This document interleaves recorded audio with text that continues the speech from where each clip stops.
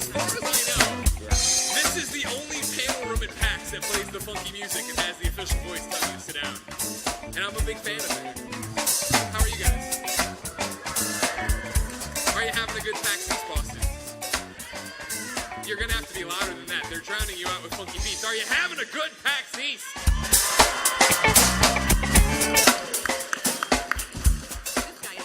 Who likes Lara Croft? Then, ladies and gentlemen, we have a hell of a panel for you today. Of course, you're here for Lara Croft, the undisputed queen of gaming. I'm Greg Miller, but I want you to, first off, give a round of applause for Square Enix. For the folks in the room, each of you have sat down to find a season pass card for all the DLC for Lara Croft's latest adventure, which is exciting amongst itself, but 3 of you have special cards with an email address on the back. Now y'all bust them out. Oh, you thought it was nothing to begin with, right? Well, the 3 prizes that you will be up for when you email on this thing are Tomb Raider Ultimate Fan Kit, exciting. Tomb Raider goodies, am I right? Yes. The other, every Tomb Raider game ever on Steam. And then, something I legitimately have never seen someone do. One of you will get Square Enix games for life. From here on out, every game you want that they publish. You can get them on Steam, you can get them on Xbox, you can get them on PlayStation if you want trophies. Who has them? I want to see. Who's got one? I know. Why did I get a card? Like, no, don't tell anyone. Yeah, no, they want to make it safely to their room. One of them's up in the back. There it is. Congratulations, sir. Now everybody maintain. He's playing the smart game. Yeah. Rummaging through all the other cards. I like where it's at. So thank you all for coming out. Like I said, I'm Greg, but that doesn't matter. Here are all of your Lara Croft experts. I want to go one by one, have them introduce themselves before they get into their whole segment. You are now. Miss Meagan Marie. Yes. Hello. Hello, how are you? I'm excellent. Nobody ever asked me. The punch. Thank you. No, good. How are you? I'm wonderful. It's super exciting to be here and to get to talk about probably my favorite subject matter on the planet, which is Tomb Raider. If for some reason, which would be crazy, people don't know who you are, what's your elevator pitch for why you're on the panel? I'm the senior community manager for Crystal Dynamics and a longtime Tomb Raider fan since 12, so this is like my jam. Yeah, I was going to say, how many longtime Tomb Raider fans are here? Yeah. Nathan McCree. Hello. Thank you for coming. You're welcome. Thank you for inviting me. You know, I went through the list of people I should invite. You were right there because I love the accent. Just say my name a few times. Greg. Oh, Nathan. Let me get my hotel room key. No, it's okay. Nathan, for everyone who doesn't know you, why are you on this panel? I am the composer of the original Tomb Raider soundtracks, Tomb Raider 1, 2, and 3. Mm-hmm.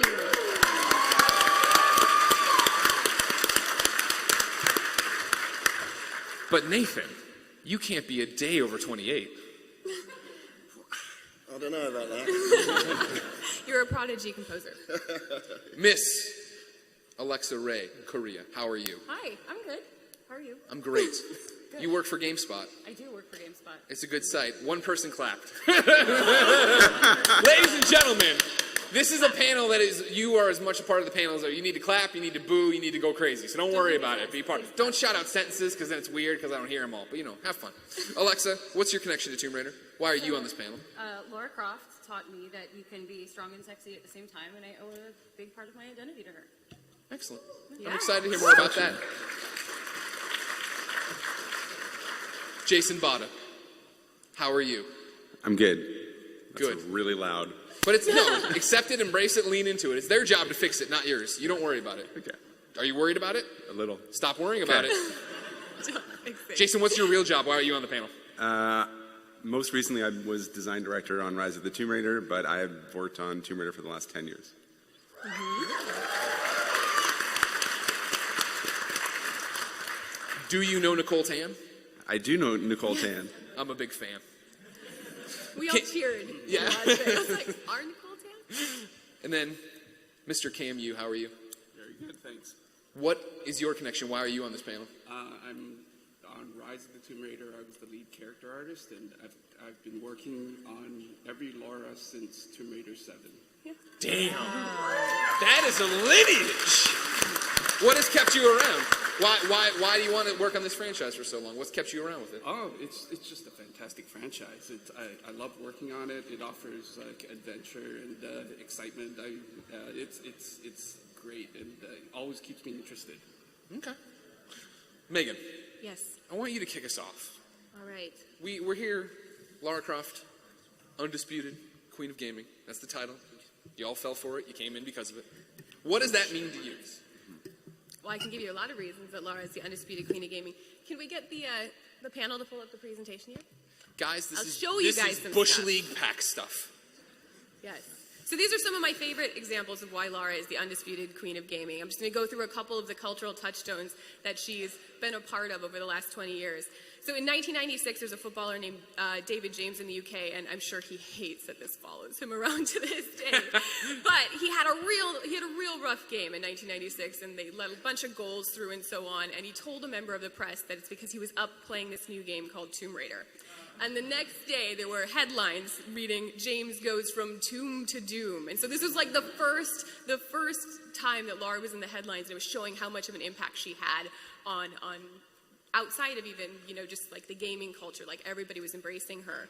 1997, Leroy Thornhill from The Prodigy, he said that the Fat of the Land, their album was delayed because everybody kept telling their producers that they were working on the album, and really they were playing Tomb Raider together. The 1997, the cover of The Face, a lot of people associated with the franchise say that this is the first time that Lara really became larger than life, larger than Tomb Raider, sort of, transcended the Tomb Raider itself. This was a British fashion magazine, and Lara was the first digital star to be on it. And inside, she had outfits designed by Gucci and Alexander McQueen. So this was like, they took it very seriously as far as like this virtual model. In 1998, Tomb Raider 1 and 2 was given Millennium Product status by the British Design Council. It was inducted by Prime Minister Tony Blair at the time. In 1999, Croft was named an ambassador of British scientific excellence. And there was a whole bunch of stuff between there, but some of the more modern ones. In 2010, she got 6 records in the Guinness Book of World Records, including most successful video game heroine, most recognizable female character, best, highest grossing computer game spinoff when it comes to movies. Entertainment Weekly named her one of the 100 greatest characters of the last 20 years. She came in at number 17 of like 100 greatest characters. It's pretty cool. This is one that I actually like even more. Time magazine she was on the list of 100 most influential people who never lived. She was the only video game character, and she was there along the lines of people like Don Quixote and Sherlock Holmes, Captain Kirk, Romeo and Juliet. So if you think of like the entirety of fiction, she made that list. That's incredible. So that's the sort of stuff. Oh, and there's also Lara Croft away in Derby. Derby. I've been calling it Derby forever, and now I have someone who's from there, and then now I've been corrected, Derby. So she had a road named after her in her hometown, was in the Smithsonian Art of Video Games exhibit, the same thing for Victoria Albert Museum in the UK. So there's this huge lineage of her and Tomb Raider, influencing outside of the gaming realm, and everybody knows her. And because of that, there's been all this great parody throughout the years. I love this stuff. So we've got Looney Tunes, we've got Mad Magazine, we've got Storeroom Raider, that's one of my favorite, Robot Chicken. I love anyone like the Spice Girls? I love the Spice Girls. So the Spice Girls movie. If you don't like the Spice Girls, the door is right there. That was one of the first games I bought with my own money, and the clerk thought I was joking as a kid. I was like, no, I really want it. Anyway, so the Spice Girls movie, they were playing Tomb Raider in their giant van, which was great. They're tour bus. So that kind of stuff is just so cool to see. And there's even been homages in Ally McBeal. There's a K-pop band called AOA, and they had Lara Croft in it at one point in time. And it just continues along like those lines. And a lot of that had to do with the fact that she was very marketable. So she was someone who, could be used to promote brands and so on. So on the left, we've got the Visa commercials. We have the Lucozade, which they renamed it Larazade. She did this series for G4 where they had the Angel of Darkness paired with like live-action person who was interviewing her, and she was talking about her early life and how someone used to tease her as a kid and so on. Just really unique campaigns. And I love these ones. How many of you guys know that Lara released an Two albums. I'm not joking. So the ones on the top left are Rona Mitra. She was one of the original Lara Croft models. And she released an album with one of the producers of the Eurythmics. And she released it as Lara. So it was Lara Croft was the artist on there. Yeah, Dave Stewart. Yep. And then other things on there like the bottom image with the big golden arches from the U2's Pop Mart tour. And they called and said, we want to have Lara as part of our Pop Mart tour, which was one of the biggest tours ever at that time. And she was on this huge jumbo stage and they made custom footage for her. And when U2 comes and says, we want Lara to be a part of our show, I mean, that means something because that show is entirely about pop culture and the influence of pop culture. So that's the kind of the really condensed version of what an impact Lara has had over the year and what an impact Tomb Raider has had over the year. And that's not even half of it. That's just scratching the surface. So I feel like that's why we're comfortable saying that she's the undisputed queen of gaming. Are you comfortable hearing that, audience? Yeah. By applause, how many people owned the Lara Croft album she put out? Not many of you, because it's really hard to find. I said by applause, and you raise your hand. Yeah. It was really hard to find him, because they only released him, I think, in, like, Germany, France, and limited run in the UK. I've got one. It took me forever. I had to track him down. So then, Nathan, going through all that, most influential people who didn't live, all these different things that are on there, what does that feel like for you as somebody who played such a key part in it? I mean, you were there in the beginning. You composed these games. Wow. Okay. Yeah, isn't that great? I don't know if everybody's happy I've dug up these photos. Maybe you are a bit older than 28. I didn't. I look a lot younger there. So, I mean, what is it like, I guess, right now to be... I mean, when you were working on it, did you think that this was going to become this? No, none of us really knew that at all. For me, it was just another game. Myself and Martin Iveson, we were writing about 12 games a year. And I was doing mostly orchestral scores. And so when Toby came in to see me in the studio and told me about Tomb Raider, it was just another game. Sure. Just another orchestral score. So no, we had no idea that it was going to go as crazy as it did. And of course, when it did happen, we were all over the moon. And to this day, I feel really lucky to have been a part of that project. So then dial it back. What are we looking at in these photos? Because this is core design here at the onset? That's the core design building, top left. That's below that is Toby and a cardboard statue of Lara. In the center, there's me, of course, in the studio where I wrote the score. Sitting on your desk. Yeah. No, that's just how he composes. This is how I often owl as well when I'm working in my office. It's a special skill I have. I play the keyboards backwards. Then top right, we've got the sort of core, to coin a phrase, the core team. If I can remember all their names, gosh. Paul from the right. There's Paul, Neil, Heather, Toby, Gavin, and the back guy. I can't remember his name. Didn't matter. Doesn't matter. He was the one who's like a female protagonist. No one will buy that. And then bottom right, that's inside the core building, I think. Is that the lobby? Sure. I'm not sure. But I think it's looking down the corridor, actually. Towards one of the dev rooms. So, I mean, you said it was just another game for you guys. How many games did you put out at that point? Were you doing extremely well? Was core like a thing already? Yeah. I joined the company in '93, and they were already making a name for themselves. They had titles like Chuck Rock. We all remember Chuck Rock. And a few others I can't remember. And so, we were churning out games really quickly. There were smaller games in those days, obviously. So, I remember writing scores for games inside of a week. Jeez. I would do like between sort of 7 and 12 tunes in a week, and then a few days making sound effects, and that was it. It was out the door. And so you were then on to the next project. So, like I say, on the sort of lead up to Tomb Raider, I was doing certainly a project every month. It was crazy. It was really exciting though. I enjoyed every minute of it. Of course, and, yeah. you know, it really was a dream job for me, you know, being paid to write music. I can't think of a better job than that. So with you churning them so fast, when you get to Tomb Raider, the original one, like, are you looking, is it something where you're looking for inspiration, you're watching how it's coming together, or are you just like, okay, there's temples? Well, you know, it's funny because a lot of the time, I didn't actually see a lot of the game that I was working on. You know, sometimes we'd just be given a word like, you know, boat or jungle or cave, you know, and so you had to write. Was the studio run by a 3-year-old? Oreo milk. You know, there just wasn't really much time to really sort of look at the games, and I don't remember looking at Tomb Raider very much at all.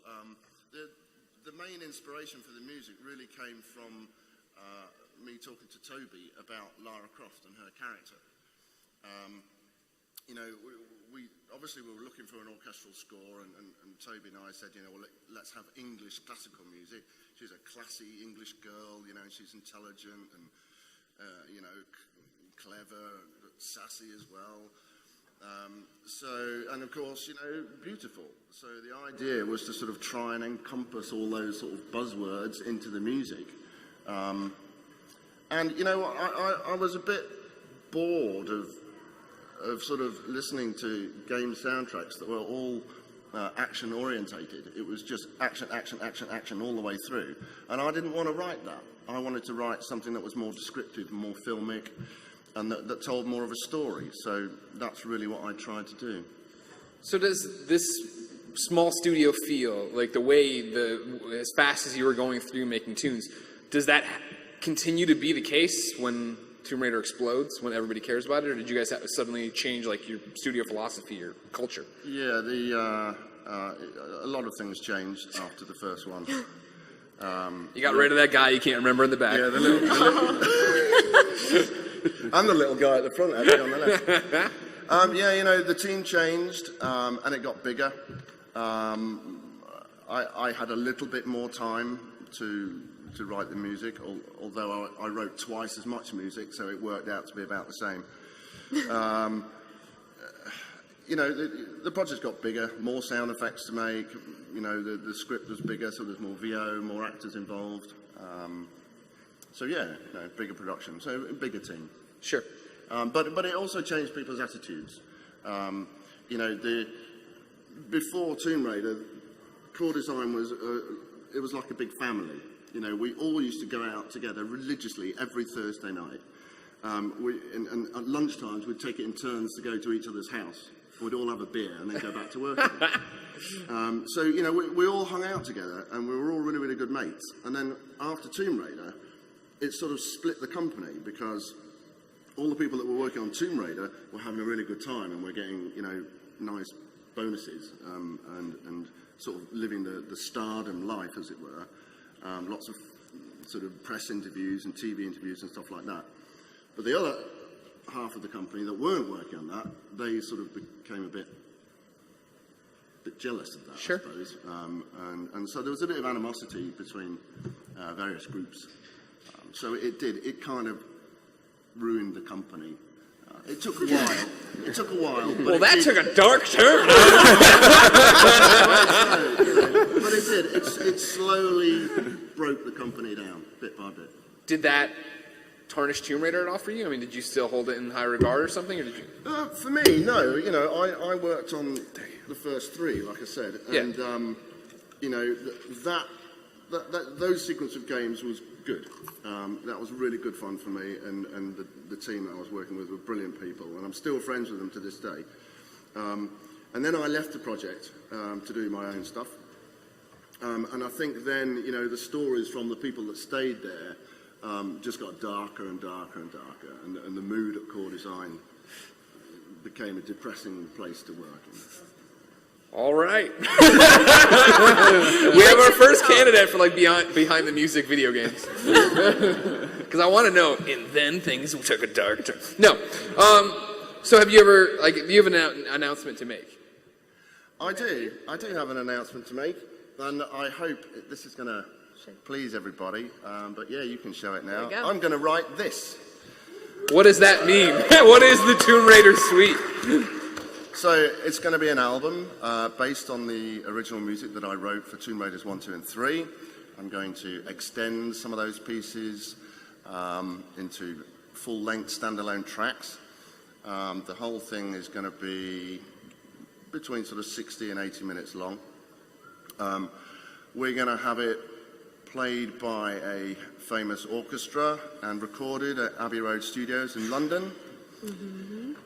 We are then going to have a live performance at, well, we're not sure yet, but it's going to be one of the biggest venues in London. It's either going to be the Royal Albert Hall or the Hammersmith Apollo. That's going to happen towards the end of this year.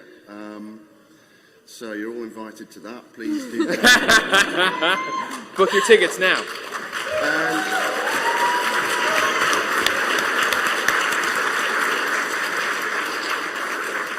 And finally, we're going to film the whole process and make it into a documentary film or documentary TV film. Nice. So you guys can see how I made it. Yeah.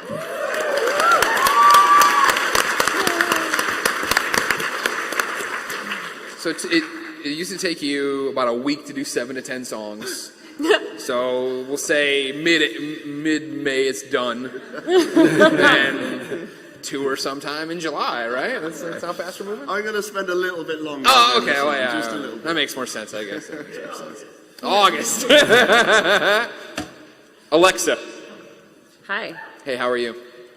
Good. You're good still? Okay, good. Talk to me about what Tomb Raider, what Lara Croft mean to you. Well, before I talk about Lara, I just want to give a quick shout out to the gameplay. I can't think of any other series with such lasting power that did such sophisticated things with environmental puzzles. Yeah. Like, I know when people say environmental puzzle, you think, oh yeah, like Zelda did it, but Zelda didn't do it as sophisticated as Tomb Raider did it. And then every other game that came out iterated on it in some way. You had the combat, they had QTs, went open world. Even with Rise of the Tomb Raider, I just have to say, I've said it on Twitter, but Rise of the Tomb Raider had no fucking business being that good. It was so good.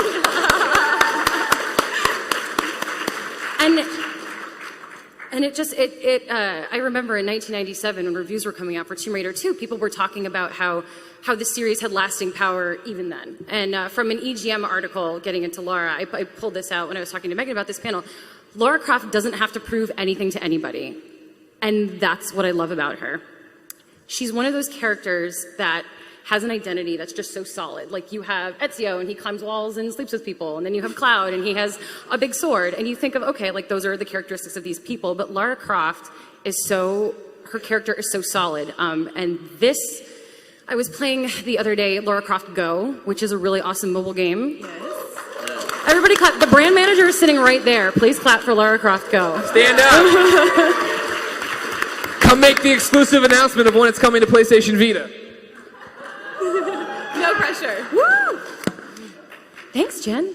And sometimes when she climbs up a block, she'll like backflip up the block and just very casually do a backflip. And I'm looking at that and I'm just like, oh, that's so Laura. Like, you know when you see stuff like that, you know her. When you see Lara Croft, you know the woman you're looking at. You have this badass, smart archaeologist who robs tombs and just does what she wants and doesn't have to prove anything to anybody. But part of what she means to me, if I may talk about myself very briefly to illustrate my point. I would like that. I would enjoy that. So I was, when I was I think 8 or 9 when the first Tomb Raider came out. But I was definitely like the ugly duckling of my friend group, but I was the smartest. So I would always be like, well, I'm the smart one, it'll be fine. And I played, I'll be fine eventually. And I played Tomb Raider, and I just looked at Lara and I was like, she's incredibly intelligent, and she's also just like unabashedly sexy. Like, you can be both. Like, why do you have to be one or the other? And she was really the first game character to just do that. Like, the reason we have characters like Bayonetta are because we had Lara Croft. Mm-hmm. So she has set the stage for that. 100%. Yeah. Do you think you're allowed to cheer that? Go ahead. I'm sorry. Okay, the woo is all you wanted to do? No problem. You know, my apologies there. I mean, do you think, I would imagine that's something many of you feel, correct? Like the empowerment that Lara gave you? Yeah. I mean, that was the thing. I remember playing it on my PC and being like, oh man, why aren't there more people like this? Why aren't there more characters like this in gaming? Yeah. I mean, do you think that message is still resonating, Alexa, in 2016? Yes, I do. Her games, if you've, I think I'm going to use Rise of the Tomb Raider again as a really good example of this, but Lara, in every single game, she's not out for revenge. She's not out to, like, shoot dudes up. She's searching for truth. Yeah. And not just, like, the truth of the world or, like, the truth of an artifact or the truth of a place. She's searching for her truth. And I think that search for our truth is it's something that we all do. We all search for our truth, and she's searching for her truth. And I think that's what makes her relatable, and that's what gives her that staying power, that just never-ending search for truth. Megan, what are we looking at? Lots of magazine covers. Oh, okay. These are not even, this is just a fraction of them, but I thought it helped illustrate what she was talking to. Well, that's the thing, right? I mean, like, Alexa, you know, our job is to commentate on the video game industry. And like you're saying, right, even from the reviews of 2, people were talking about lasting staying power and stuff like that. But then she was the crossover character, really, right? That, like, wasn't just in my group. There you go. Like, that my group of nerds we're talking about. Yeah, and I think her character and then, like, the awesome gameplay is what made platforming games mainstream, which is what made Tomb Raider mainstream. And it got so mainstream, we get a film with Angelina freaking Jolie. Like, right. She's not going to go be in, like, a Street Fighter movie or anything. Not to make any comparisons, but... I like the one O from over there. Oh. But she really put them on the map. And I think when, I don't know, like, I have parents that are, you know, in their 50s and don't understand my job and don't really know anything about video games. And whenever I, like, talk to my parents about it, they're like, oh, like that Tomb Raider thing? Like, even they know what it is. So... That's if Alexa's parents know about it. I hope they're not watching. That means it's a real big hit. I hope they are watching. What's up, Corriea? Good to see you. Thanks for tuning in. Do you think it's going to be that way forever? Yeah. People always connect to this character? Oh, yeah. I mean, we have a dozen cosplayers here and, like, more out there, and, like, so many people just involving themselves in her world and iterating on it with cosplay or fan fiction or fan art. Absolutely. Okay. Yeah. Cam, you? Yes. No pressure. None. As you work on this thing what? My notes are out of order. Nope. Cam, Yes. sit down and shut up. Jason, how are you? No pressure. Don't screw this up. Not this panel. The panel's off the rails already. But the game. Talk to me a little bit about coming on and working on this. Yeah, so we had just finished up a game at Crystal, and IDOS came to us, and they were like, so we're thinking of giving you guys Tomb Raider to work on, and we were like, oh wow, okay, that's sort of out of left field, but that sounds cool, like, you know, and then we took it on, and we were like, oh crap. I was going to say, how long did it take for him to go, that's really, oh my god, there's a lot of expectations. Yeah, and then we were like, oh, there's a ton of expectation, and there's a huge franchise, and a fan base, and a legacy there, and then immediately we were like, okay, well, if we're going to do it, we're going to do it right, and it became this sort of huge focus in the studio to not screw it up, basically.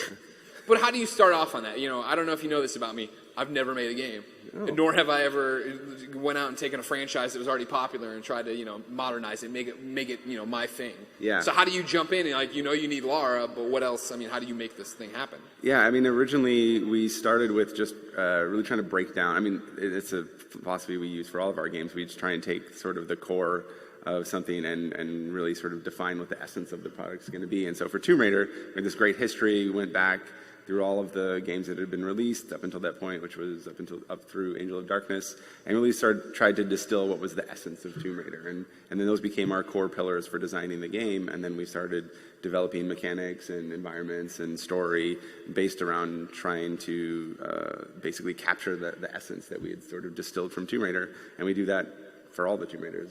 I mean, that's generally our process for everything. So then, how did you hone in? Because, I mean, like, right now we're talking about Crystal, what you guys have done so far with it. This is always one of those things. When I was on the outside, and granted, now I was on the outside a long time ago, so don't throw me under the bus about this. You're all much smarter consumers than I was. You'd be like, oh, Tomb Raider comes from the Tomb Raider people, and that's all. How many games now have you guys done? What were your games? So I've worked on all of the Tomb Raiders since Legend, except for Underworld, because when Underworld was in development, we were at the same time developing the reboot of Tomb Raider. So and I was on that. So I skipped over Underworld, but otherwise I've worked on all of the rest of them. Gotcha. Okay.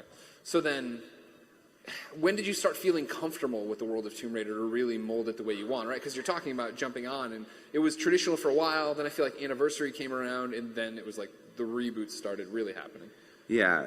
So, I mean, yeah, we've always been, I think, comfortable with Tomb Raider, and it was, but we knew that each game had its own, we wanted them to each have their own sort of feel and their own flavor. So with Legend, it was really sort of,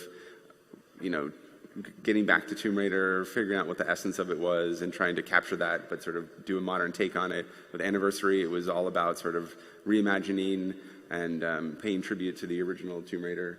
And then Underworld sort of was continuing the tradition from Legend. And then when we did the reboot, we knew we wanted to do something new. We knew we needed to sort of, to keep Tomb Raider fresh and to keep Lara relevant, we needed to take a new approach to the franchise. And we spent a long time, ton of time, going through a bunch of ideas about what was Tomb Raider going to be, what was going to be the new version of Tomb Raider. And then we went to all sorts of crazy places. For a very long time, the game was, had all sorts of crazy monsters, and I think Meagan has a slide with that in there somewhere, which she put in the wrong spot probably. Yeah, there we go. So we had some, there was crazy giants and monsters that you would crawl around on, and we had very sort of horror themes. Wait, you crawl around on them like Shadow of the Colossus? Yeah, it was very, at the time, we were playing a lot of Shadow of the Colossus, and we were like, oh my god, it's so Somebody's perfect. like, this might be too on the nose. Yeah. Yeah, and then we went down this sort of horror track, and we had these sort of crazy, this is the guy we nicknamed Billy Treeman, because he has roots coming out of his back. And we had all these sort of really odd angles. It was a melee fighting game for a while. It went sort of all over the place. And it was really us trying to find the identity for what it was. And then eventually we sort of went, what the hell are we doing? And then we sort of took a step back. It was like right over Christmas break. And then we came back and we were like, okay, what's the new thing going to be that doesn't lose the essence of what Tomb Raider is? And I think that was where we got lost, as we sort of went a little bit off in the woods and had sort of forgotten what the core of Tomb Raider was. And then we were like, okay, well, this is what it is, so we're not really going to deviate too far from it. And then we sort of came up with the idea of survival, and then we wrapped that around Tomb Raider, and it had a really natural fit. And we said, okay, this is what we want to do. And then we just sort of taken it from there, and it's been sort of the thread so far, with the new versions of Tomb Raider. So. How long were you kicking around off the beaten path ideas and trying to branch or seeing where you were going to go and having giant monsters? For over a year, I think. Jeez. Yeah. You guys burned so much money. We did. But we got some really cool, we had Lara on a horse and Lara on a motorcycle. We had Lara on a horse on a motorcycle at one point. That was a bug though, right? Yeah. We had a little girl. You had a companion character at one point. It was all sorts of crazy shit. God, I have to imagine that'd be so exhilarating and so terrifying. I mean, I feel like you guys have been down on the other side of the barrel so many times, right? Of like, all right, cool, you're staring down the barrel of the gun because you're now taking over Tomb Raider. We're going to make it Tomb Raider. Yeah. All right, now we're staring down the barrel of the gun because we're doing Anniversary, and it's kind of like a remake, and we all know people love Square remakes. So it's like, there's always, people get, I don't know if the internet gets angry sometimes, you know what I mean? But you guys were like, you know what? She crawls up a giant monster. This is Tomb Raider. Thank God we didn't do that. So, round of applause. Did you guys enjoy the rebooted Tomb Raider?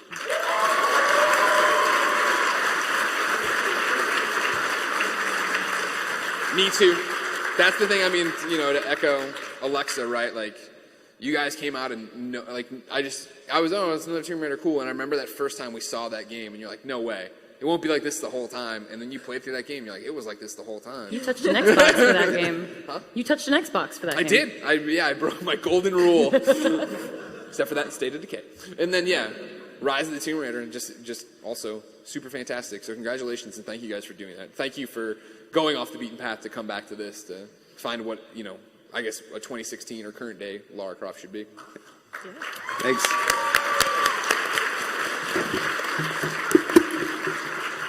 Cam, you son of a bitch, it's your turn now.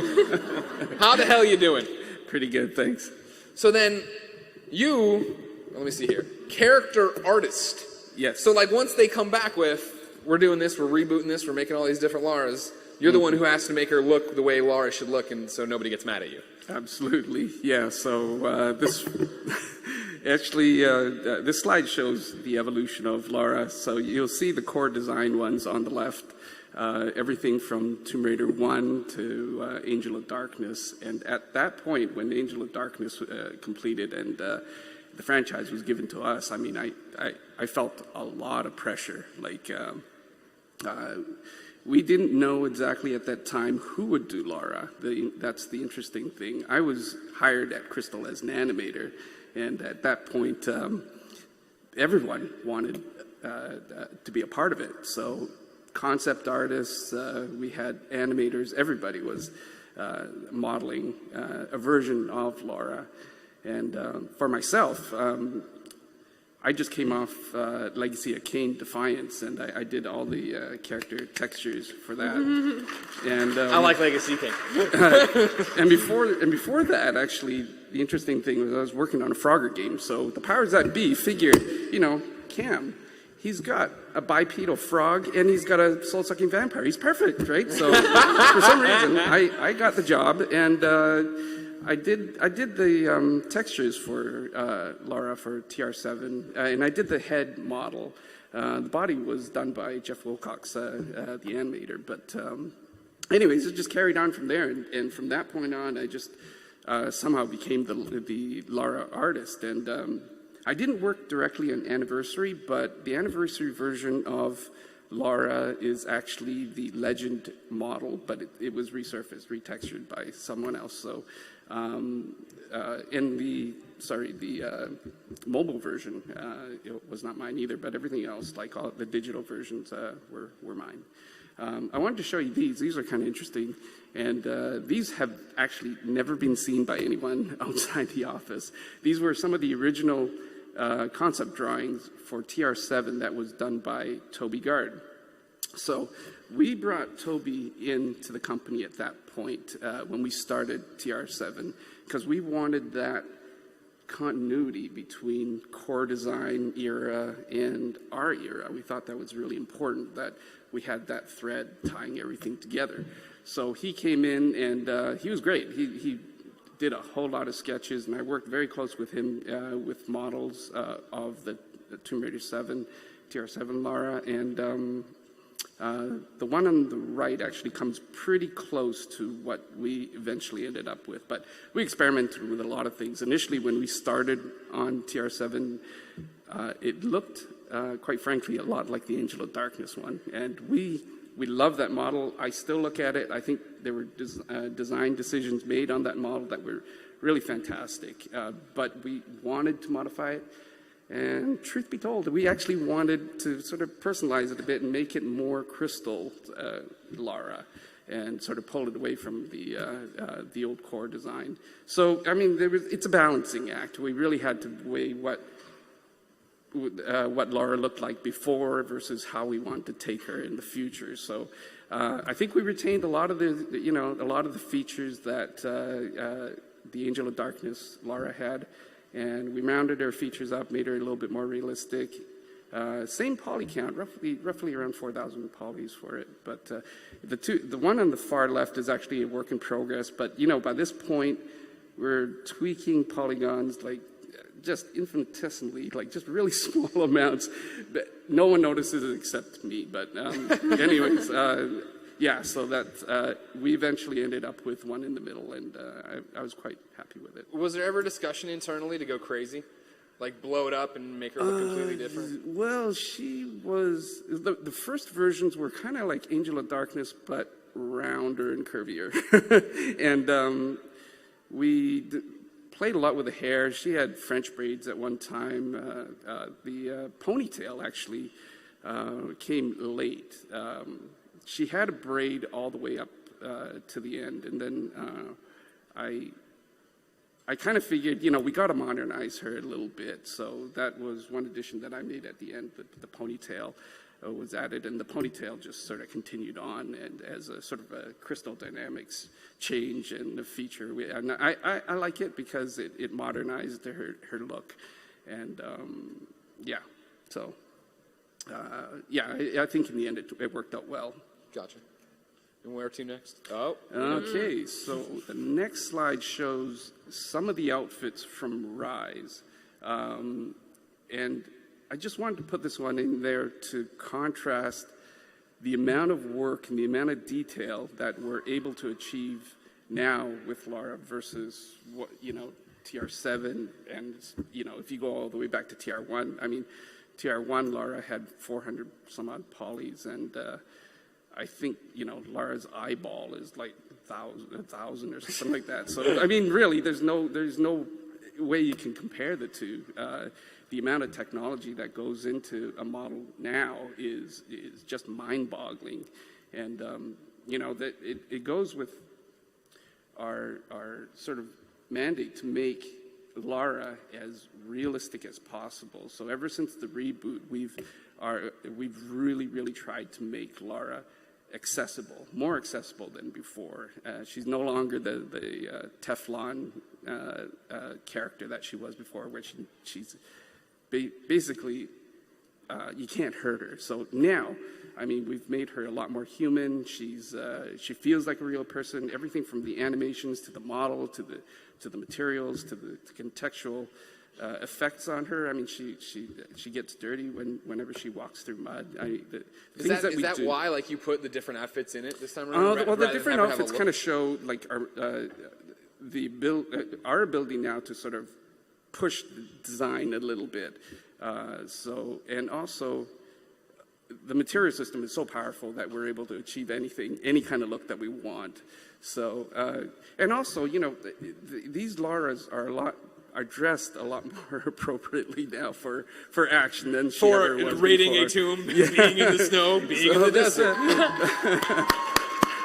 So this is kind of like the new way we approach these designs, and each one takes well over a month to do. Like they are very time intensive, and they take several artists to do this amount of costumes for her.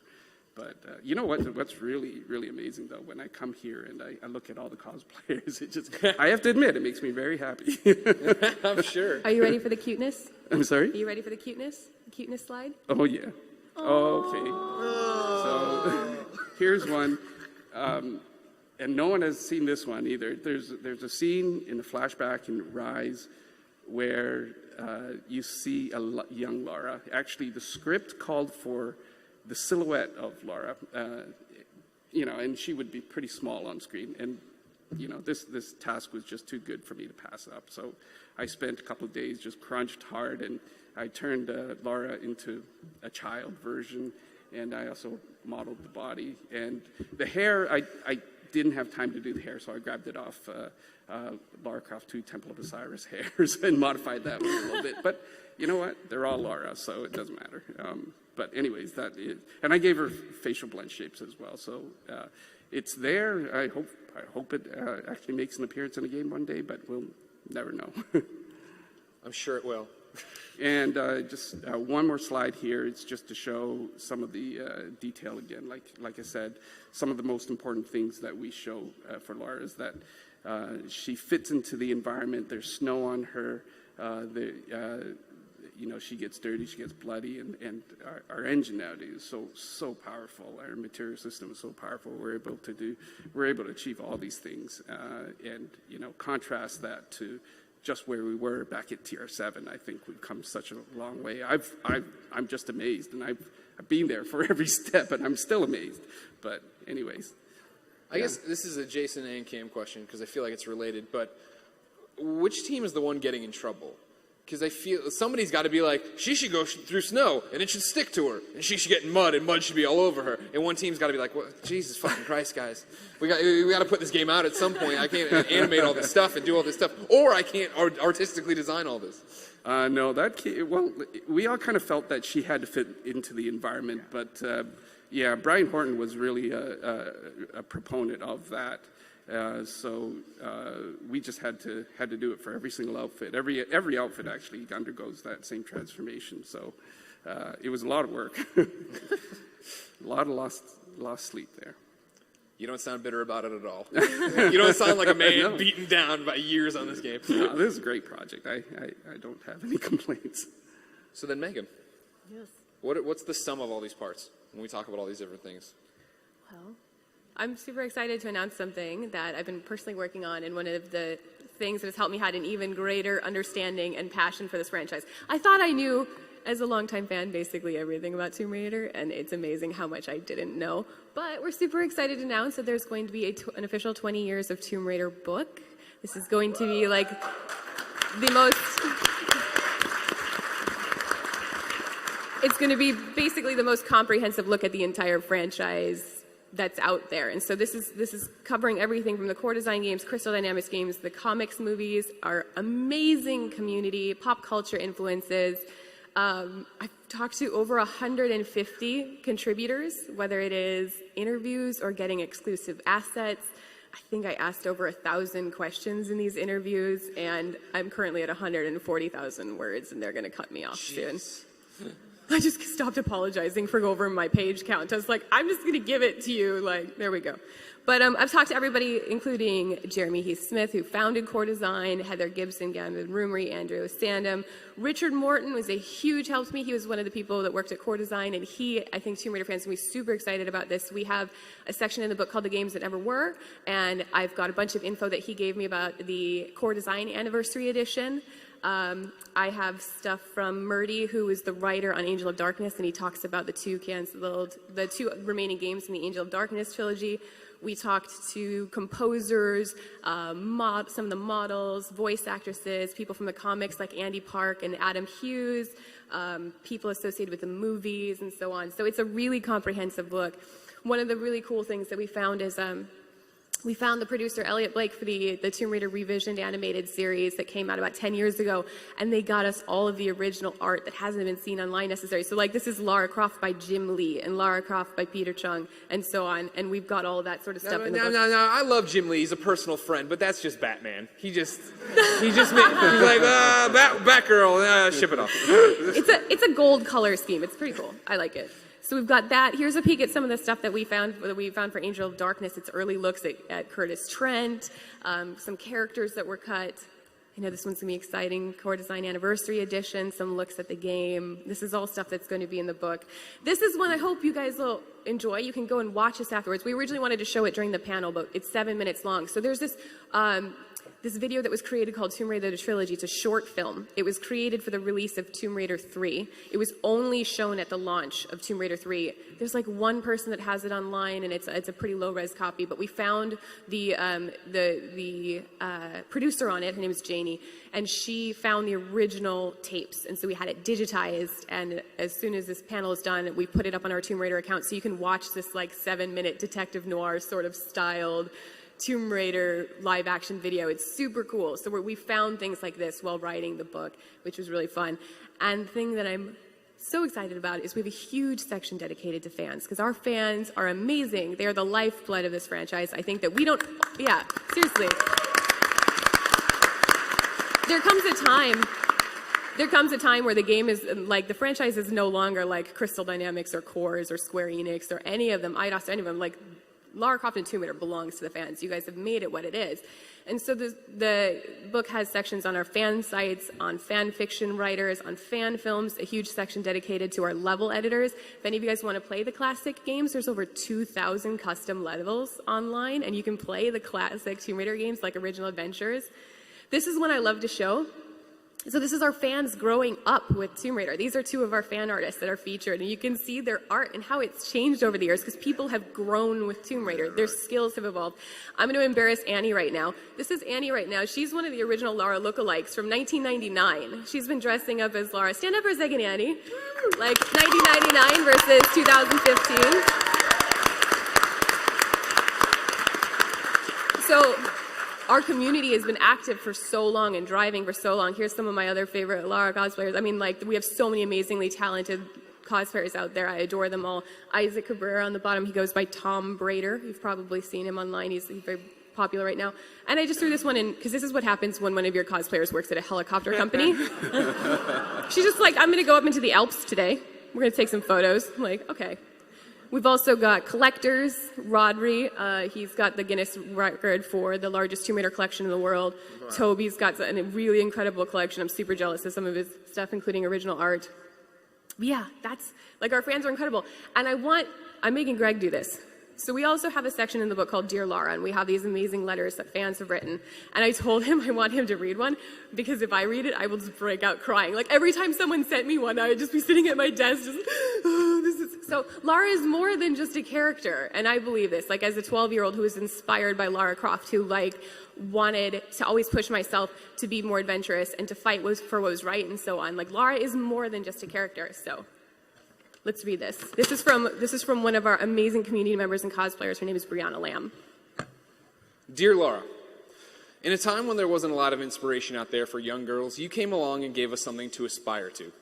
While the boys had Indiana Jones, James Bond, and a plethora of fun, hardcore adventurers, we girls were usually relegated to being the damsels stuck in the proverbial castle. Then you came along, unapologetically adventurous and full of confidence.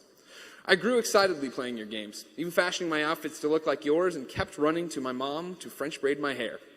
I couldn't help but love you, for lack of a better phrase, and want to be you. As I grew older, I tried taking on your devil-may-care attitude by watching too many action/sci-fi movies, being in paramilitary programs, CAP, JR, ROTC, going four-wheeling, shooting at gun ranges, taking multiple forms of martial arts, fencing, almost getting my pilot's license, training in survival, search and rescue, and running way too many obstacle courses. If it was Lara Croft worthy, I'd try it. Fast forward a few years to the day that would change my life forever. A normal morning drive to work ended in a twisted heap of metal and bone. As I laid in the hospital with my hip shattered, wondering if I was ever going to walk again, so much support started flowing in from fellow Tomb Raider fans and those involved with your adventures. That I was a survivor, and more than my scars. Suddenly, being like you went from something that I loved daydreaming about as a kid to a deeply personal connection. Seeing your strength not only through old games, but the new, where you never gave up, even when an extreme pain resonated with me. It helped me push through the physical therapy. When I'd start collapsing at therapy from the strain, friends would shout, "Keep going, you're a survivor, you're Lara Croft." And now, I can walk again. In fact, I'm going to be training on aerial skills and parkour soon. You taught me to never give up, to go toe-to-toe with the boys, to seek out adventure for myself and enjoy life to the fullest. Thank you, Lara. Cheers. Brianna Lamb, United States.